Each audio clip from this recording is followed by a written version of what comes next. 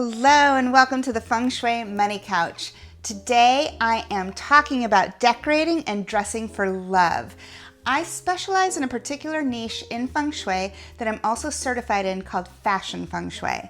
While Feng Shui is all about our relationship with our environment and creating the right setting for things, our bodies are actually our most intimate environment.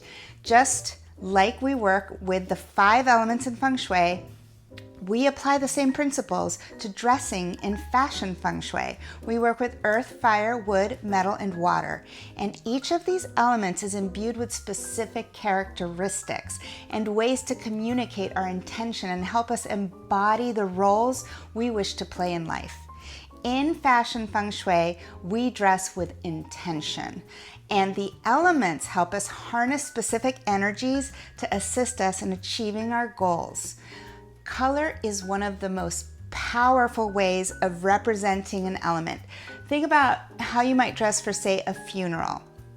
Context matters here. You generally wouldn't wear red to a funeral unless you were trying to cause a scene or be disrespectful. You would typically wear something black and demure or formal, like I did last year for my mother's funeral. She passed away last February, a week before Valentine's Day. Her funeral was a day after Valentine's Day, so I really can't help but make this analogy right now. Certain color palettes are associated with specific elements. Black and very dark colors like navy represent water. And what happens at funerals besides everyone wearing black? Well, lots of tears are shed. People's emotions are flowing. So black, being water element, makes sense here and in this context. Black also represents qualities like depth, mysticism, and creativity. Silhouettes also play an important role in Fashion Feng Shui, and they are associated with specific elements as well as our body types, skin, hair, and even eye color. Shapes, prints, and designs are also very powerful and associated with the elements. And of course, material and what your clothes are actually made of matter. Cotton, for example, is wood element. So we each have a personal elemental profile that helps determine what elements, colors, silhouettes, and styles suit us best and amplify our energy. Our essence represents the dominating element or energy of your spirit or archetype. We also have an influencing element that comes a close second as an archetype. And finally, an element that represents our intention or qualities that we aspire to. These elemental profiles that we address in Fashion Feng Shui work in a similar fashion to how our sun, moon, and risings work in astrology. I, for example, have a water-fire combo as my essence and influence. However, I vacillate between which is more dominant.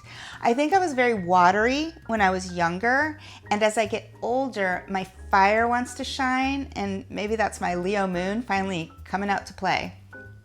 All of that said, you can harness specific elements to achieve or communicate something of importance on a particular day. Think of dressing as a language or story that you are curating each day with your body as the billboard. So I have been thinking about Valentine's Day because I am teaching a Welcome the Love with Feng Shui masterclass that day, and it will be taught live on Zoom, Saturday, February 14th at 2 p.m. Pacific. So I'll share a link in the show notes for anyone who wants to participate and could use a little more love in their lives. It's $20 and will be an hour of beautiful, romantic Feng Shui wisdom to help you welcome the love this year. As I was deciding what to include in the class, I thought to myself, I need to include some Fashion Feng Shui because that's really a big part of how I personally prepared for love. Last year, after my mom's passing, almost immediately came Valentine's Day, which was particularly sad for me because per usual I was single and extra morose because I was mourning. So I, in that moment, decided to make some changes to my life and actively make room for love and blessings. Our days are numbered and we want to experience as much love as we can while we can. So what did I do? In addition to practicing Feng Shui on steroids, I started curating a dating wardrobe. Part of what I included in my wardrobe, or my love capsule, was lingerie. I basically only purchased clothes for the love capsule with an emphasis on evening wear. And then for a couple of months, I would just hang out in my house in my lingerie as if my lover was coming over, until he finally did.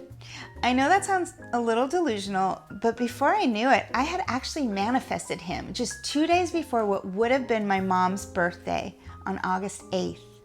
So honestly, that just occurred to me as I was writing this, and maybe she was in on it. Who knows? But from February to August, I was dressing for the role of lover and embodying it. And I really had fun deciding what I would wear for my imaginary boyfriend. Then he finally showed up, and I had all these great outfits to wear.